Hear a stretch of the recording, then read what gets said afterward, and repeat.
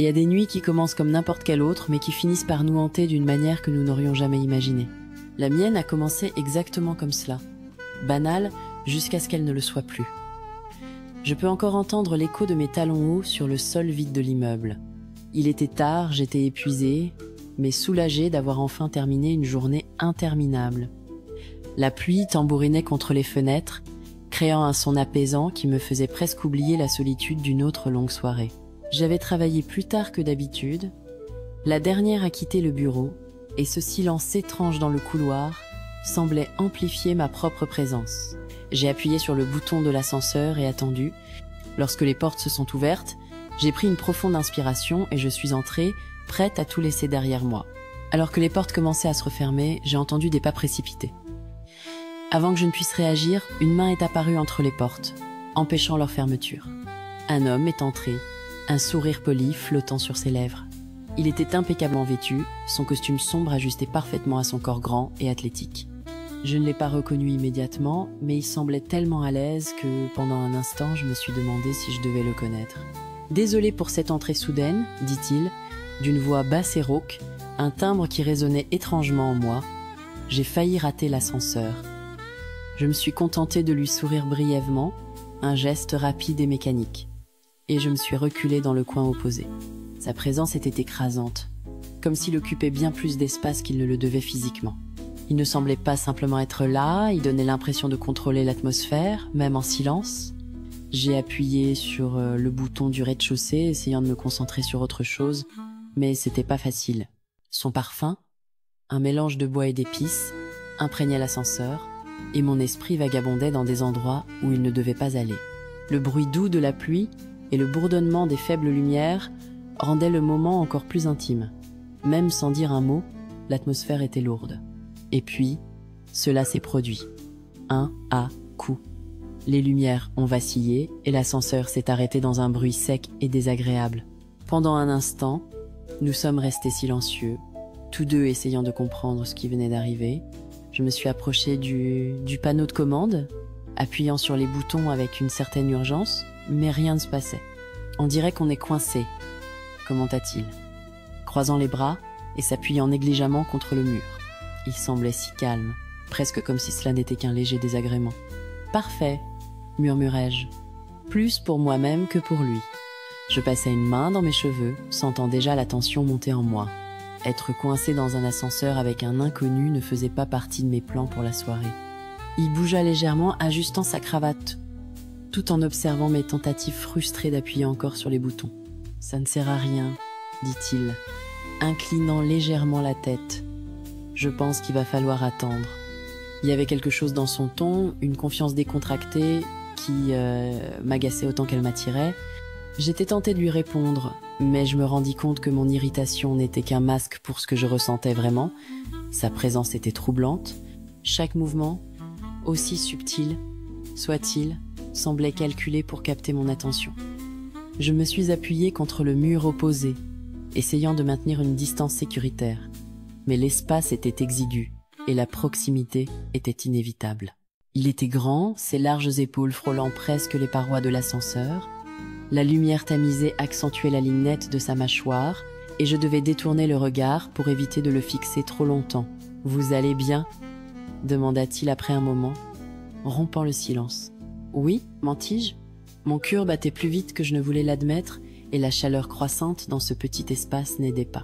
Je passais mes mains sur mes cuisses, essayant de me distraire, mais chaque mouvement semblait attirer davantage son attention. Il observait, ses yeux sombres suivant chacun de mes gestes comme s'il lisait dans mes pensées. « Vous semblez tendu », dit-il, se penchant légèrement vers moi. Sa voix avait une tonalité suggestive, bien que ses mots fussent neutres. « Bien sûr que je suis tendu », rétorquai-je, essayant de masquer ma nervosité avec un ton acerbe. Nous sommes coincés dans un ascenseur.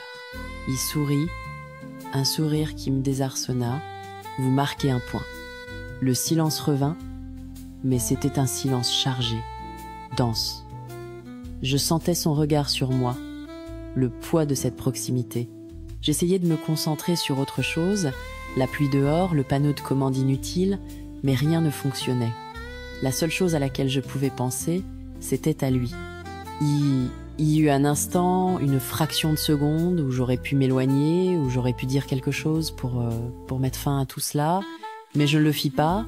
Au lieu de cela, je restais là, laissant la tension m'envelopper, laissant la chaleur de son corps me consumer. Il se rapprocha davantage, sa main glissant le long de ma taille. Ma robe remonta légèrement lorsqu'il la saisit, ses doigts fermes contre ma peau. Mon corps réagit avant mon esprit, un soupir s'échappant de mes lèvres alors que je sentais chaque centimètre de lui bien trop proche. « Vous tremblez » dit-il, ses lèvres frôlant presque mon oreille, si proche que je pouvais sentir son souffle chaud contre ma peau. « Et vous êtes beaucoup trop près » répondis-je, bien que ma voix manquât cruellement de conviction. « Vous voulez que je m'éloigne » demanda-t-il, mais ses yeux disaient qu'il connaissait déjà la réponse. Je ne répondis pas. Je ne pouvais pas. Toute logique semblait s'être évaporée, remplacée par quelque chose de primitif et impossible à contrôler. Lorsqu'il attrapa ma taille avec plus de fermeté et que ses lèvres effleurèrent doucement la courbe de mon cou, je sentis mon corps céder entièrement. « Ça ne devrait pas arriver » murmurai-je. Mais mes mains avaient déjà trouvé leur chemin jusqu'à ses épaules, sentant la texture du tissu fin de son costume. Il ne répondit pas, mais le sourire que je sentis contre ma peau disait tout. La chaleur dans ce petit espace était désormais brûlante, et chaque contact de sa part était comme un carburant alimentant quelque chose que je ne pouvais plus retenir. Je ne savais pas dire si cette chaleur venait de lui ou de mon propre corps, mais je savais qu'à cet instant, il n'y avait plus de retour en arrière possible. Chaque centimètre de l'espace confiné semblait conspirer pour nous rapprocher, et le bruit étouffé de la pluie à l'extérieur s'effaçait à mesure que mes sens se concentraient sur une seule chose. « Lui, vous me coupez le souffle » murmurai-je, tentant de reprendre le contrôle. Il sourit, un sourire lent, provocateur, et je sentis la tension dans l'air monter comme une corde tendue à l'extrême. « Ce n'est pas votre souffle qui vous manque » répondit-il, d'une voix basse et rauque, comme s'il me défiait de nier. Avant que je ne trouve les mots, il se rapprocha encore, jusqu'à ce qu'il n'y ait plus d'espace entre nous. Le mur froid de l'ascenseur contre mon dos contrastait avec la chaleur de son corps si proche du mien. Cette sensation me déstabilisa complètement, et mes mains agrippèrent instinctivement ses épaules, cherchant un appui. « C'est insensé » murmurai-je, mais ma voix n'était qu'un faible murmure, presque inaudible. « Ça l'est » acquiesça-t-il, ses doigts traçant une ligne délicate le long de mon corps. « Mais vous ne semblez pas vouloir que ça s'arrête. » Ses mains retrouvèrent ma taille, ferme et sûre, comme si elle savait exactement où elle devait être. Lorsque le tissu de ma robe remonta légèrement sous son toucher, un frisson parcourut ma peau. Chaque geste semblait calculé, conçu pour me faire perdre tout contrôle qui aurait pu me rester. Je fermais les yeux, essayant de me convaincre que je devais arrêter, que tout cela était une erreur, mais tout en moi réclamait le contraire. Son parfum, boisé, enivrant, semblait se mêler à la chaleur de nos corps. Et puis, comme si toutes les barrières avaient cédé, je sentis ses lèvres effleurer la courbe de mon cou. D'abord légères, presque hésitantes, elles se firent plus sûres, avec une intensité qui fit s'emballer mon cœur. « Vous savez que vous ne devriez pas faire ça » parvins-je à dire, bien que ma voix fût tremblante et faible. « Je sais » répondit-il sans hésitation, mais la manière dont il me tenait laissait clairement entendre que s'arrêter n'était pas une option. Quand ses lèvres montèrent de mon cou jusqu'à ma mâchoire, je sentis la tension dans mon corps atteindre son paroxysme. Mes mains, qui s'étaient accrochées à ses épaules, glissèrent jusqu'au col de sa chemise, mes doigts agrippant le tissu, comme s'il voulait l'attirer encore plus près. Il ne résista pas. Au contraire, il se pencha davantage, son corps appuyé contre le mien. Ses doigts trouvèrent l'ourlet de ma robe, remontant lentement jusqu'à s'arrêter sur ma cuisse. Son toucher était à la fois audacieux et maîtrisé, comme s'il savait exactement ce qu'il faisait. Mon corps entier était en feu, chaque mouvement envoyant des vagues de chaleur qui accéléraient ma respiration. « Vous devriez me dire d'arrêter » murmura-t-il, si près que sa voix semblait plus un frisson qu'un son. « Peu, est-ce que je devrais » répondis-je, mais mes mains, qui agrippaient ses bras avec plus de force, trahissaient les mots que j'avais à peine réussi à formuler. Ses yeux trouvèrent les miens, et pendant un instant, le temps sembla suspendu.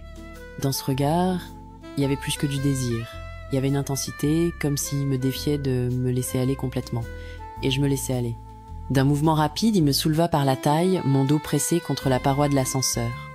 Ma robe remonta davantage, et l'air autour de nous devint encore plus lourd. Avant que je ne m'en rende compte, j'étais totalement prise dans l'instant, mes jambes enroulées autour de lui, tandis que ses mains me maintenaient fermement. Son toucher était si sûr qu'il semblait impossible d'y échapper, mais au fond, je savais que je n'en avais aucune envie.